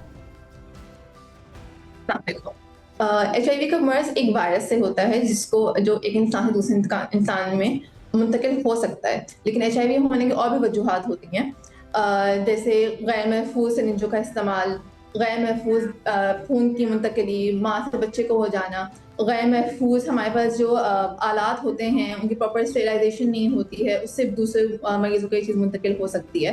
गैर महफूज जिनसे ताल्लुकात से ये मर्ज मुंतकिल हो सकता है। लेकिन ये बात बिल्कुल गलत है कि इस तरह के मरीज़ जो है वो अछूत हो जाते हैं, बल्कि इस तरह के मरीजों को हमें और कंफर्ट देना चाहिए और उनको बताना चाहिए कि इस तरह का ये मर्ज नहीं है कि इनको अकेले छोड़ा जाए। ठीक है, इस तरह का मर्ज में जिस मरीज को HIV होता है, उस HIV का मर्ज कभी भी किसी से गले मिलने से, हाथ मिलाने से, एक साथ उठने बैठने से, यहाँ तक कि एक साथ खाना खाने से, एक गिलास पानी पीने से या एक प्लेट में खाना खाने से भी नहीं फैलता है। इसलिए हमारे इर्द गिर्द के लोग हमारे स्टिग्मा बना दिया गया है। इस पॉइंट पे डबल डाउन करते चलें, ये जो भी आपने मेंशन किया है, एक मरतबा फिर रिपीट कर दें प्लीज। एक साथ खाना खाने से, पानी पीने से HIV नहीं फैलता?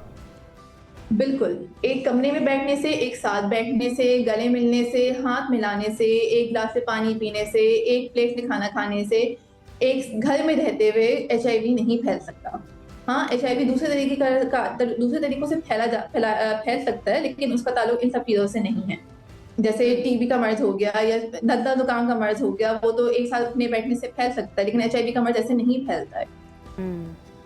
बिल्कुल ठीक है। यानी कि जितने भी लोग इस वक्त हमें देख रहे हैं, स्पेशली उस एरिया की मैं बात करूंगी जहां से ये केसेस आए हैं, कराची से, और ये जो हॉस्पिटल है कुलसूम बाई वली का हॉस्पिटल, उसके इर्द गिर्द के लोग, अगर आपके इर्द गिर्द कोई ऐसा बच्चा मौजूद है, कोई ऐसा शख्स मौजूद है जिसको HIV है, तो आपको सोशल बाइकआउट करने की ज़रूरत नहीं है। ये कोई इन्फेक्शियस डिजीज़ नहीं है, वो इंसान अछूत नहीं हो जाता है कि उसके साथ जाकर बैठेंगे या अपने बच्चों को उस बच्चे के साथ खेलने के लिए भेज देंगे। उस बच्चे के बारे में सोचिए, be kind to that person. ये बड़ा ज़रूरी है डॉक्टर साहिबा कि हम इस बात के ऊपर भी थोड़ा सा डेलिब्रेट करें कि क्या इसका इलाज मुमकिन है। अगर इलाज मुमकिन नहीं है तो फिर इसकी मेंटेनेंस किस तरह से होती है, प्लीज़ उसके बारे में भी गाइड कीजिए। ये डिजीज़ ऑब्वियसली ट्रीटेबल है, लेकिन कम्प्लीटली क्योरेबल नहीं है। ठीक है, इसका इलाज मौजूद है, लेकिन वो इलाज पूरी ज़िंदगी चलता है। वो दवाइयाँ जो बच्चे के इस्तेमाल करेंगे या जो HIV के मरीज़ होते हैं जो HIV की दवाइयाँ इस्तेमाल करते हैं, उनको वो दवाई पूरी ज़िंदगी इस्तेमाल करनी होती है। अगर वो दवाई पूरी ज़िंदगी इस्तेमाल करते रहेंगे, वक्त पे लेते रहेंगे, तो ये मर्ज़ काबू में रहेगा। और शायद दवाई के मुसलसल इस्तेमाल से और बर वक्त इस्तेमाल से ऐसा वक्त भी आए जब इनका वायरस यानी कि खून में जरासीम की मिकदार ना होने के बराबर हो जाए। जब खून में जरासीम की मिकदार ना होने के बराबर होगी तो इनसे किसी और को मुंतकिल नहीं हो पाएगा ये मर्ज़। एक नॉर्मल जिंदगी गुजार जैसे हमारे यहाँ आप समझ लें जैसे शुगर, जी, जैसे आप समझ लें हमारी शुगर या ब्लड प्रेशर का मर्ज होता है। फॉर एग्जाम्पल शुगर और ब्लड प्रेशर का जब किसी को मर्ज होता है तो हम उसको दवाइयाँ देते हैं और बोलते हैं पूरी जिंदगी आपको ये दवाइयाँ खानी है। अब जब ये दवाइयाँ खाते रहेंगे तो आपका मर्ज कंट्रोल में रहेगा, लेकिन शुगर और ब्लड प्रेशर खत्म नहीं होती इस तरह से। ठीक है, बस ये बता दीजिए डॉक्टर साहिबा, HIV का मर्ज HIV से मुतासरा शख्स क्या एक नॉर्मल जिंदगी गुजार सकता है? बस ये लास्ट क्वेश्चन।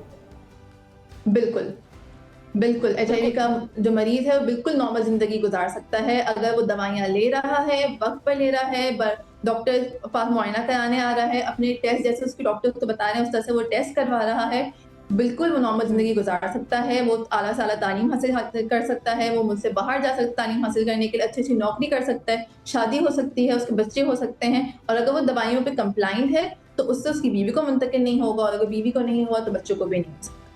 बेहतरीन, बहुत अच्छी बात आपने की और बड़ी हौसला अफजा बात की है, ख़ास तौर पर उन तमाम फैमिलीज़ के लिए जो इस वक्त इस दुख से, इस गम से गुजर रहे हैं। बहुत शुक्रिया डॉक्टर साहिबा हमें ज्वाइन करने के लिए। जितने भी लोग इस वक्त हमें देख रहे हैं, ये हमारा बतौर मुआशरा एक इम्तहान भी होता है कि एक समाजी इंसान की हैसियत से अल्लाह ताला ने हमें समाजी वजूद बनाया ना, हमने समाज में जाकर रहना है। ये हमारा इम्तहान है कि अगर कोई शख्स, उसको कोई बीमारी है या कोई एक ऐसी सिचुएशन से गुजर रहा है जिसकी वजह से उसकी ज़िंदगी में काफ़ी तकलीफ़ है, हमारा रवैया उसके साथ किस तरह का है ये अब साबित करेगा हमारे रवैये से। एक ब्रेक की तरफ हमें जाना है, इस उम्मीद के साथ कि हम एक दूसरे के साथ बहुत अच्छे तरीके से रहेंगे, कोशिश करेंगे एक दूसरे की दिल आज़ारी ना करें बल्कि हमदर्दी से एक दूसरे के साथ पेश आएँ। साथ रहिए।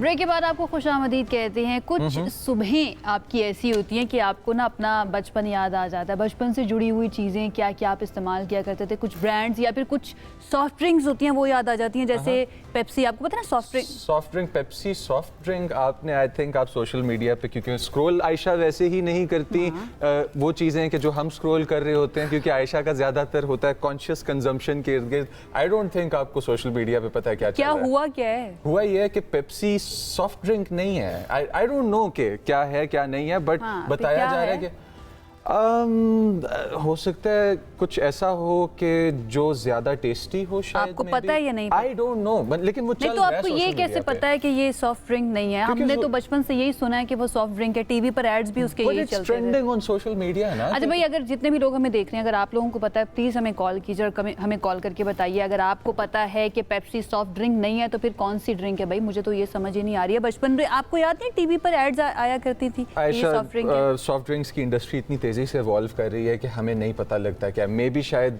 टेस्ट चेंज किया हुआ या maybe altogether change. Would you accept Pepsi अगर पेप्सी एक शरबत बन जाएगा तो? बिल्कुल भी नहीं, बिल्कुल भी नहीं, क्योंकि पेप्सी के साथ हमारे बचपन की यादें, हम जब मैचेस देखा करते थे, वर्ल्ड कप देखा करते थे, वो सारी जुड़ी हुई हैं। आई थिंक हमारे साथ एक लाइव कॉलर हमजा है हमारे साथ जो हमें ज्वाइन कर रहे हैं। अस्सलाम वालेकुम हमजा। हमजा, अगर आपने सही जवाब दिया इस सवाल का तो आपको हम गिफ्ट हैम्पर भी देंगे, और हमारी टीम और हम इस वक्त आंसर ढूंढना चाह रहे हैं कि सोशल मीडिया पे जो ट्रेंडिंग कॉन्वर्सेशन चल रही है कि पेप्सी अब सॉफ्ट ड्रिंक नहीं रही, आपको क्या लगता है कि पेप्सी क्या बन चुकी है? जी वालेकुम अस्सलाम ज़मीन एंड आयशा। मेरा ख्याल से अगर पेप्सी सॉफ्ट ड्रिंक नहीं रही तो आई थिंक एक फिजी ड्रिंक है, वो लाइक फिजी ड्रिंक होगी मेरा ख्याल से। फिजी ड्रिंक तो वो ऑलरेडी है, वो ऑलरेडी है। लेकिन टीम से पूछते थे क्या इनका जवाब ठीक है टीम? अभी आप सुनते रहिए, हमने आपका नंबर नोट कर लिया है। हमारे साथ एक और लाइव कॉलर है आयशा जी। मेरी हम नाम बताइएगा, आपका क्या जवाब है? पेप्सी अगर सॉफ्ट ड्रिंक नहीं है तो क्या है? अस्सलाम वालेकुम। मेरे ख्याल से पेप्सी अगर सॉफ्ट ड्रिंक नहीं है तो आई थिंक रिफ्रेशिंग ड्रिंक है, वो रिफ्रेशिंग ड्रिंक है। ये बहुत ही ब्रॉड किस्म की टर्म उन्होंने हमें दी है। लेकिन मैं टीम से रिक्वेस्ट करूंगा कि नोट कर लें, कांटेक्ट भी इनका। आयशा आप भी देखते रहिएगा और हम आंसर डिस्कवर करने की तरफ जा रहे हैं कि पेप्सी अगर सॉफ्ट ड्रिंक नहीं है तो क्या है। बिकॉज आपको पता है व्यूज में अगर काउंट किया जाए तो इस ट्रेंड के तकरीबन मिलियंस ऑफ व्यूज इस टाइम पे चल रहे हैं सोशल मीडिया। सबके ज़हनों में एक ही सवाल है, पेप्सी सॉफ्ट ड्रिंक नहीं है तो पेप्सी क्या है? आई थिंक अगर हम किसी भी एस्पेक्ट में जाएं तो प्रोडक्ट की लाइन तो पेप्सी चेंज कर नहीं सकता अपना, मतलब फिजी ड्रिंक को कुछ और तो बना नहीं सकता। अगर उन्होंने टेस्ट चेंज किया तो मैं तो बिल्कुल माफ नहीं करूंगी, मैंने छोड़ देनी है पेप्सी बिना। लेकिन मुझे लगता है कि हमारे साथ आगे हैं वो शख्सियत जो हमें देंगी इसका जवाब। फहद मुस्तफा जो कि ब्रांड एम्बेसडर है पेप्सी के, उन्होंने हमें ज्वाइन कर लिया, उनकी तरफ चलते हैं। फहद प्लीज बताइए क्या है पेप्सी अगर सॉफ्ट ड्रिंक नहीं है तो? हेलो, मैं लाया हूं आपके लिए कुछ जानने का मौका। पेप्सी सॉफ्ट नहीं स्ट्रॉन्ग ड्रिंक है, फिर हो जाए कुछ स्ट्रॉन्गर। पेप्सी स्ट्रॉन्ग ड्रिंक है, मतलब आपको पेप्सी जिस तरह हिट करती थी अब आपकी आंखों में से पानी भी आया करेगा जब आप एक स्पाइसी बिरयानी के बाद तेज फेस वाला सिप उठाएंगे ना पेप्सी का, तो आपको पता चलेगा कि ये एक ऐसी चीज है कि जिसने आपको थोड़ा सा हिलाया।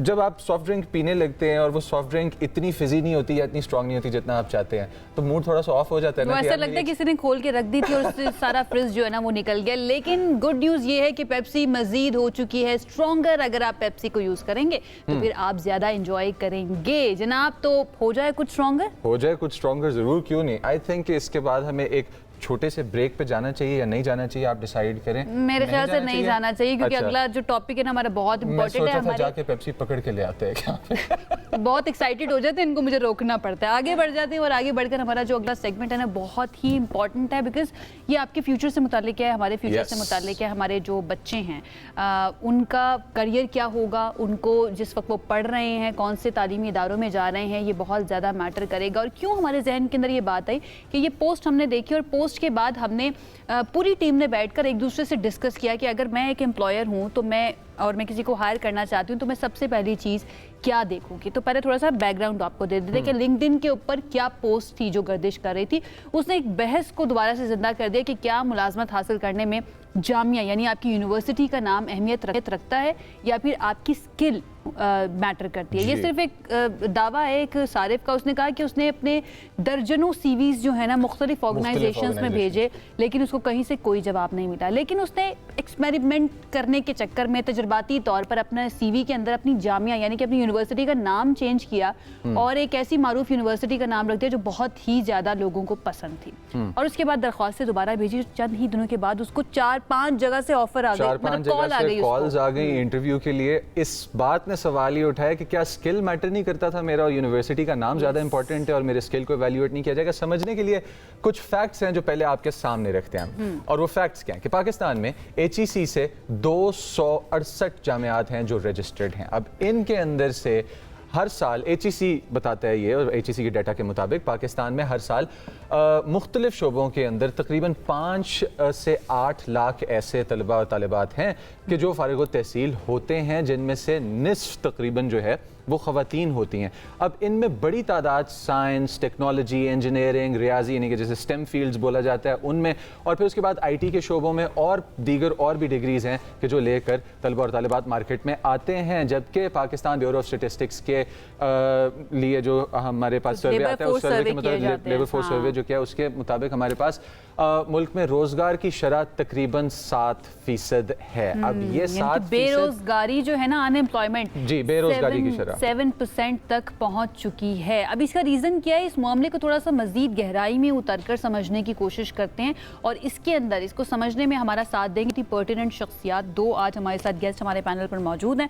सबसे पहले मैं इंट्रोड्यूस करवाती हूँ डॉक्टर जवाद ज़री साहब, जो कि director office of research, innovation and commercialisation है, हमें स्टूडियोज़ में ज्वाइन किया। Thank you so much doctor साहब हमें ज्वाइन करने के लिए। एंड हमारे साथ मौजूद है CEO the inclusion lab Sabahat Bukhari, HR consultant भी हैं, उन्होंने भी हमें ज्वाइन कर लिया है।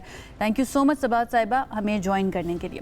सबसे पहले मैं आपकी इजाज़त से सबाहत साहिबा से आगाज़ करना चाहूँगी गुफ्तगू का।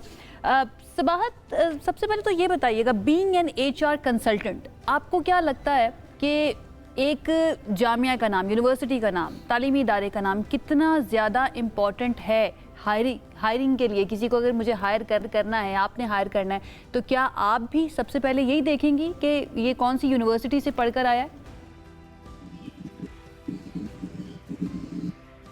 ये एक कंट्रोवर्शियल बात हो जाएगी अगर मैं कहूँ कि ये बहुत अहम नहीं रखता।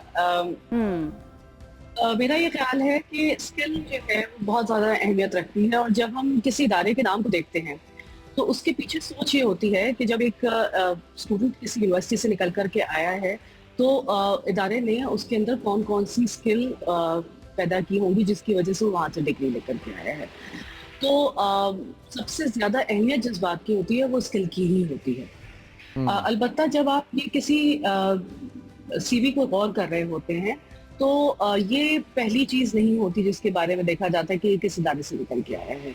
CV पे पहली चीज़ हमेशा यही होती है कि जॉब से रिलेटेड स्किल इस बच्चे के अंदर या इस नौजवान के अंदर मौजूद है या नहीं। तो ये कहना कि सिर्फ जामे का नाम या डिग्री का नाम ही एक वाहिद चीज़ होगा जिसके ऊपर आप अपनी शॉर्टलिस्टिंग को देखेंगे, ये एक ओवर एग्जैजरेशन होगी। ओवर एग्जैजरेशन है, लेकिन जिस लड़के ने ये एक्सपेरिमेंट किया लिंक्डइन के ऊपर, उसने तो कहा कि भाई मैंने यूनिवर्सिटी का नाम तब्दील किया तो उसको ऑफर आ गई। यहाँ से एक और चीज़ भी जहन में आती है कि अब एल्गोरिदम्स का इस्तेमाल भी किया जाता है CVs को शॉर्टलिस्ट करने के लिए, तो क्या इसके अंदर एल्गोरिदम्स भी इन्वॉल्व हो सकते हैं सबाहत? देखिए, जब भी कोई जॉब जो है वो अब आज के दौर में अनाउंस की जाती है तो उसके साथ बहुत सारी चीज़ें वाबस्ता होती हैं, और जहाँ तक इस बात का ताल्लुक है कि क्या एल्गोरिदम्स जो हैं वो इस बात पर है कि यूनिवर्सिटी जो है वो कितनी अहम है, तो इस पर मैं एक कमेंट ज़रूर करूँगी कि एल्गोरिदम भी उतनी ही एफिशिएंट होगा जितना ज़्यादा एक इंसान जो है वो उसके अंदर डाटा डाल रहा होगा। तो मैं इस बात से कारी नहीं हूँ कि डिस्क्रिमिनेशन इस दुनिया में मौजूद है या नहीं है। बायसेस हर तरह की इस दुनिया में इस वक्त भी मौजूद हैं। मेरी कंपनी इस बात पर ही गौर कर रही है कि कौन कौन से बायसेस हैं जिससे निकल करके एक CV शॉर्टलिस्ट होता है, चाहे वो जेंडर से रिलेटेड हो, चाहे वो discrimination based on university name हो। लेकिन सिर्फ इस बात के ऊपर कोई CV आजकल आज की दुनिया में शॉर्टलिस्ट नहीं होता कि किस यूनिवर्सिटी से निकल के आया है। एक CV को शॉर्टलिस्ट करने के लिए एक ATS यानी कि एप्लीकेशन ट्रैकिंग सिस्टम इस बात को जरूर देखता है कि जॉब की स्किल के लिए या इस जॉब के लिए कौन कौन सी स्किल्स, किस तरह की तालीम और किस तरह की खुसूसियात एक सीवी के अंदर मौजूद होनी चाहिए, जिसकी बेस के ऊपर ये सीवी एक शॉर्टलिस्टिंग में जाएगा। अब जिस बनाने वाले इदारे ने ATS के अंदर ये लिखा होगा कि हमें इस तरह की यूनिवर्सिटी से चाहिए होगा, चाहे वो डिस्क्रिमिनेशन के एल्गोरिदम में आए, चाहे वो डिस्क्रिमिनेशन बायस के अंदर आए, तो यकीनन वो एक शॉर्टलिस्टिंग का मेयार बन जाएगा। अब ये सही है या गलत है, ये एक अलग डिबेट है जिसके लिए हम आज का प्रोग्राम कर रहे हैं। जी, आप साथ रहिएगा क्योंकि आपने बड़ा इंपॉर्टेंट पॉइंट मेंशन किया है। इसी पॉइंट को अगर दूसरे पर्सपेक्टिव से देखा जाए तो क्वेश्चन बनता है स्किल के बारे में, एजुकेट करने के बारे में यूनिवर्सिटीज़ की तरफ से। मैं डॉक्टर साहब के पास जाना चाहूँगा, हमारे साथ स्टूडियो मौजूद है। सर अस्सलाम वालेकुम एंड वेलकम एक मरतबा फिर। और क्या हमारी यूनिवर्सिटीज़ में डॉक्टर साहब स्किल की एजुकेशन, सिर्फ एजुकेशन नहीं, स्किल की एजुकेशन पे क्या फोकस किया जाता है? देखिए जी, ये एक तो आपका बहुत शुक्रिया कि बड़ा इम्पोर्टेंट एकेडमिक आपने एक इनिशिएटिव लिया और एक इसको नेशनल लेवल पे आप लेके आए हैं। इस वक्त तो HEC का बहुत फोकस है कि आउटकम बेस्ड एजुकेशन पे एक OBE सिस्टम उन्होंने लॉन्च कर लिया है। हमारी स्पेशली जो यूनिवर्सिटीज़ इस तरह के प्रोग्राम्स चला रही हैं जो पाकिस्तान इंजीनियरिंग काउंसिल से एक्रीडिएटेड हैं, तो वो तो एक्रीडिएट ही तब करते हैं जब आउटकम बेस्ड एजुकेशन पे आपने करिकुलम को डिज़ाइन किया हो। So basically when we as an academician and as a faculty members we involve in curriculum development, तो वी यूज टू फोकस के जी हमारा जो स्किल डेवलपमेंट है उस पर हो कि हमारा बच्चा इतना ट्रेंड हो कि वो जब मार्केट में जाए तो एज़ पर मार्केट डिमांड वो इतना स्किलफुल हो कि वो जाके अपने आप को वहाँ प्रूव कर सके। एडिशनली 23 में एक हायर एजुकेशन कमीशन ने एक पॉलिसी लॉन्च की थी, अंडर ग्रेड पॉलिसी, जो कि 16 साल तालीम, ये जो 12 से 16 के दरमियान 4 साल तालीम है, तो इसके लिए उसमें भी उन्होंने एक चीज़ कंपलसरी कर दी थी तमाम यूनिवर्सिटीज़ के लिए कि यूनिवर्सिटीज़ में जो भी 4 इयर्स का प्रोग्राम किसी भी यूनिवर्सिटी में होगा, उसमें ये कंपलसरी है कि वो अपने ड्यूरिंग द उस प्रोसेस 4 इयर्स टीचिंग लर्निंग का जो प्रोसेस है, एटलीस्ट एक कोर्स जो है वो इंटर्नशिप का डालेंगे। जैसे एक बच्चा मीडिया कोर्स कर रहा है, डिग्री प्रोग्राम कर रहा है, तो वो एक सेमेस्टर में यानी पूरी डिग्री के दौरान किसी एक सेमेस्टर में एक दफ़ा किसी इंडस्ट्री में जाएगा, जैसे आपके पास आ जाए, वो देखेगा कि इंडस्ट्री में क्या हो रहा है, उसकी पूरी इवैल्यूएशन होगी। And now we have some mature examples as well कि जिसमें मीडियाज़ यानी जो इंडस्ट्री साइड होती है वो इवैल्यूएशन प्रोसेस में भी इन्वॉल्व होती है। So when you are involve in practical some kind of work like internships with the industrial partners, तो वहाँ पे फिर आप डेफिनेटली अगर आपने जो क्लासरूम में लर्न किया होता है उसको जाके प्रैक्टिकली अप्लाई करके, और आप गलतियाँ भी करते हैं, फिर आप सीखने के प्रोसेस में से गुजरते हैं। डॉक्टर साहब, बीइंग अ फॉर्मर स्टूडेंट, ठीक है, मैं I was very young when I started my job. मैंने अपनी जॉब के बाद पढ़ना शुरू किया था, मास्टर्स में एडमिशन लिया था, और एक बहुत अच्छे इदारे के अंदर। That's good. वहाँ से जो मेरा अपना पर्सनल एक्सपीरियंस है कि जिस वक्त मैं वहाँ पर पढ़ रही थी और पढ़ने के बाद जब मैं फारिग तहसील हुई, तो वहाँ पर ऐसा कुछ नहीं सिखाया जा रहा था जो मेरी प्रैक्टिकल लाइफ के अंदर मेरे काम आता। ठीक है, थ्योरी हम देख रहे थे, पढ़ रहे थे, लेकिन प्रैक्टिकल लाइफ के अंदर जो काम आता वो उस तरह से नहीं पढ़ाया जा रहा था। तो आप क्योंकि पढ़ाते भी हैं, आपका एक्सपीरियंस भी है, बच्चों के साथ इंटरेक्शन भी होता है, आपको लगता है कि ये वाला काम, जैसे सबाहत कह रही है कि ऐसा बिल्कुल भी नहीं होता, ये ओवर एग्जैजरेट किया जा रहा है, क्या वाकई में मैटर नहीं करता कि आप कौन से इदारे से पढ़े हुए हैं या फिर कौन सी डिग्री आपके पास है? मैं अपना ओपिनियन देने से पहले मैं आपसे एक बड़ी इंटरेस्टिंग रिसर्च शेयर करता हूँ। सो 2025 में कोलंबिया यूनिवर्सिटी के एक PhD स्कॉलर ने, क्योंकि आपने एक एक्सपेरिमेंट की एग्जांपल दी है जो लिंक्डइन पे हुआ है, so I feel like this example is very relevant. उन्होंने एक इसी तरह की एक्सपेरिमेंटल रिसर्च की एंड दे कंडक्टेड, जो उन्होंने डाटा कलेक्ट किया, ये पूरी एक साइंटिफिक रिसर्च थी जिसमें 2400 people were involve from 3 countries. One country from एक US था, एक UK था और तीसरा ऑस्ट्रेलिया था। और उन्होंने नेटवर्किंग को बीच में से निकाल दिया कि उन्होंने एक हाइपोथेटिकल ऐसा डाटा क्रिएट किया कि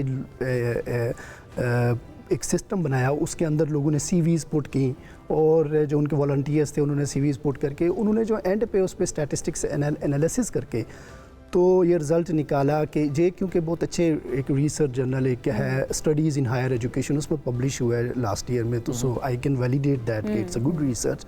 तो उन्होंने कहा कि ये जो आपकी यूनिवर्सिटीज़ होती हैं ये कोई सिग्निफिकेंट रिजल्ट उस रिसर्च में नहीं आया, बल्कि स्किल्स का रिजल्ट सिग्निफिकेंट आया कि आप कितने स्किलफुल हैं। डॉक्टर साहब, कोलंबिया यूनिवर्सिटी ने जो सीवीज रिसीव की होंगी जी, जी। वो भी कोलंबिया यूनिवर्सिटीज़ जैसी यूनिवर्सिटीज़ या दुनिया के उस हिस्से की यूनिवर्सिटीज़ होंगी? बेसिकली उन्होंने ह्यूमन बीइंग यानी डायरेक्टली लोग Globally- जो थे ना, नहीं जी। उन्होंने डायरेक्टली ऐसे वॉलंटियर से सीवी ली और वो सीवी को खुद उनमें कट Evaluate लगाया, ठीक है, वो अच्छा। यानी उनमें नाम और वो चीज़ें माइनस की, वो चीज़ें नहीं, उन्होंने यानी एक डाटा सेट लिया, उस डाटा सेट को फिर कंपेयर किया कि क्या सही है। यूनिवर्सिटी का इम्पैक्ट होता है या स्किल्स का इम्पैक्ट होता है, तो दे कंक्लूडेड के स्किल्स का इम्पैक्ट। मैं इसी पॉइंट पे सबात साहिबा से क्वेश्चन लेना सर ने ओपिनियन नहीं दिया डॉक्टर साहब ने, मैं ओपिनियन को वेट कर रही ये हूँ। ओपिनियन है, बीइंग अ ब्रॉडकास्ट जर्नलिस्ट वो सुनना होता है जो नहीं कह रहे नहीं, होते। जबान से कहलवाना जरूरी होता है डॉक्टर साहब। सबात, आपसे क्वेश्चन इसी बात के बारे में कि जिस तरह कोलंबिया यूनिवर्सिटी की एक्सपेरिमेंट कोट की जा रही है कि उसके अंदर से डाटा निकाल दिया गया, एक्सक्लूड कर दिया गया ऑफ द यूनिवर्सिटीज़, जो पीछे बचा वो स्किल सेट था, और फिर उसके ऊपर एवेल्यूएशन की गई तो ये पता चला कि स्किल इंपॉर्टेंट है और यूनिवर्सिटी की नाम की इतनी वैल्यू नहीं होती जितनी स्किल की वैल्यू होती है। बट क्या हमारे पास यहाँ पे हायरिंग का कल्चर इस तरह का है कि हम अपनी इंडस्ट्री में हायर करते हुए या हम अपनी कंपनी में या जिस कंपनी का पार्ट है हम हायर करते हुए इस चीज़ का ख्याल रखेंगे, या हमें वो कल्चर चाहिए जो बड़ी यूनिवर्सिटीज़ प्रोड्यूस करती हैं और बाद में हम काम सिखा देंगे जो उनको हमने सिखाना है?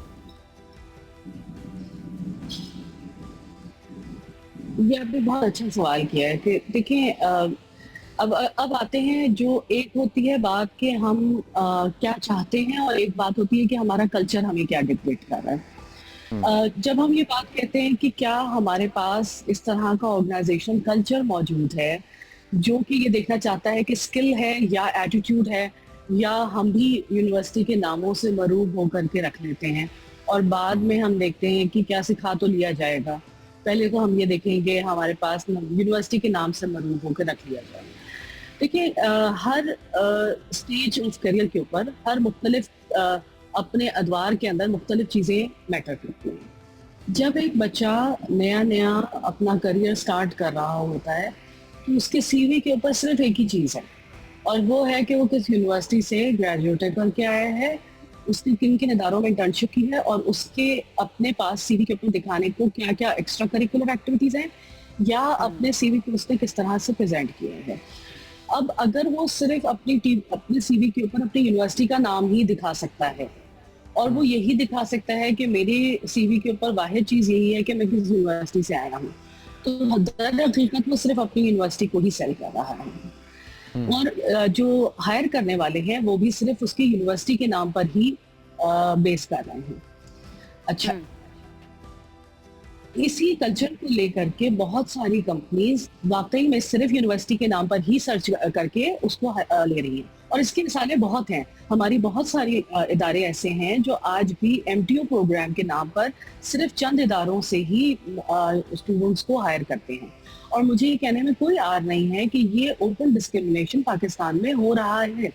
और मैं बहुत अरसे से इस बात के ऊपर बात करती आ रही हूँ कि सिर्फ चंद इदारों के नाम पर हम अगर मुख्तलिफ इदारों से स्टूडेंट्स को मौका नहीं दे रहे हैं तो हम सिर्फ एक खास तबके को नौकरी दे रहे हैं, और बहुत सारे नौजवान जो बहुत अच्छी स्किल रखते हैं और बहुत सारे इदारों को अच्छा, बात हमारी गुफ्तगू का आगाज़ की बेस पे नहीं रख सकते। बिल्कुल इसी पॉइंट से हुआ था, और आप कह रही थी कि ये ओवर एग्जैजरेशन है, but this is a real story in Pakistan के। वाकई में ये चीज़ मैटर करती है कि आप कौन से इदारे से पढ़कर आए हैं, and at the same time जो हायर करने के लिए बैठा हुआ है जो एम्प्लॉयर है उसकी नफ्सियात बहुत मैटर करती है। मैं अगर एक अच्छे इदारे से पढ़ा हूँ, मेरे इदारे का कोई सामने मेरे पास कैंडिडेट या ऑप्शन होगा तो मैं कोशिश करूंगा कि मैं उसी को चूज करूं। Thank you so much Sabat हमें ज्वाइन करने के लिए। डॉक्टर साहब जी कंक्लूड कर लीजिएगा, we are out of time. Sabat 10 seconds. मैं बस सिर्फ 1 सेकंड बात कर लूं, लेकिन सिर्फ 10 सेकंड में बात कर लूं। हाउएवर ऐसे भी इदारे मौजूद हैं जो कि पहले स्किल देखते हैं और बाद में यूनिवर्सिटी देखते हैं, और आई विल ऑलवेज से कि ऐसे इदारे सिर्फ ये देखते हैं hire for the attitude and train for the skill. तो एटीट्यूड आपका सीवी के ऊपर नजर तब आता है जब आपके स्किल के ऊपर नजर आ रहा होगा कि आपने इंटर्नशिप्स कहाँ की। Right. Thank you so much Sabat हमें ज्वाइन करने के लिए। सब आपका भी बहुत शुक्रिया हमें ज्वाइन करने के लिए। अगर आप मायूस हो रहे हैं तो आपको मायूस होने की ज़रूरत नहीं। ट्रेंड्स तब्दील हो रहे हैं। यूनिवर्सिटी और डिग्री के साथ साथ आपकी स्किल जो है ना उसको भी अब अहमियत दी जा रही है। ऐसा हमें होता हुआ नज़र आ रहा है। बहुत स्लो है लेकिन हमें मायूस होने की ज़रूरत नहीं है। हो रहा है, काम हो रहा है। एक ब्रेक की तरफ जाते हैं जी। ब्रेक से वापस आएंगे तो मज़ीद बात करेंगे। साथ रहिए। Welcome back from that break जी। और इसी वेलकम बैक के साथ एक बहुत अच्छी न्यूज़ भी आपको देनी है और वो बहुत अच्छी न्यूज़ है माहौलियात के बारे में और ग्लोबल क्लाइमेट चेंज के साथ जिस तरह से चाइना फाइट कर रहा है उससे सब ले सकते हैं लेसन। क्योंकि ग्रेट वॉल ऑफ चाइना तो बहुत मशहूर है ही है, आप सब ने देखी भी होगी, लेकिन great green wall of China भी एक ज़बरदस्त मिशन है जो हमारे चाइनीज़ बहन भाइयों ने लगाया है और वो बढ़ता चला जा रहा है सहरा के फैलाव को रोकने के लिए और जो बंजर ज़मीन होती है उसको वापस आबाद करने के लिए गैर आबाद ज़मीन को कई ऐसे दरख्त अरबों की तादाद में सैकड़ों दरख्त लगाए गए कि जो बढ़ते चले जा रहे हैं। और आपको पता है कि हम लोग इस वक्त ग्लोबल क्लाइमेट चेंज की वजह से इंपैक्ट होने वाली वो नेबरिंग कंट्री इंस्टेंटली चाइना के साथ के जो 0.5% के आसपास ग्लोबल इमिशंस करते हैं, लेकिन सबसे बड़ा झटका भी हमें ही पड़ता है। सबसे बड़ा झटका हमें पड़ता है, लेकिन इसके साथ साथ ये भी चीज़ हमें सीखनी चाहिए चाइना से कि चाइना का बीजिंग जो है ना वो भी उन सिटीज़ में शामिल है जो बहुत ज़्यादा वल्नरेबल हैं क्लाइमेट चेंज की वजह से। लेकिन चाइना कितनी तेज़ी के साथ इस पर इकदाम करा। 1970 में इन्होंने ये मुहिम शुरू की थी और अभी तक 66 अरब दरख्त लगाए जा चुके हैं। आपको याद होगा पाकिस्तान के अंदर भी billion tree tsunami, 10 billion tree tsunami शुरू हुआ था। पता नहीं चलता वो पूरी कैंपेन जो है ना वो कहाँ चली गई है। अल्लाह करे कि दोबारा से ख्याल आए और हम काम करना शुरू करें। इसके साथ ही वक्त हो चुका है ख़त्म। इंशाल्लाह आपसे करेंगे दोबारा मुलाकात कल। अपना बहुत ख्याल रखिए। अल्लाह हाफिज़।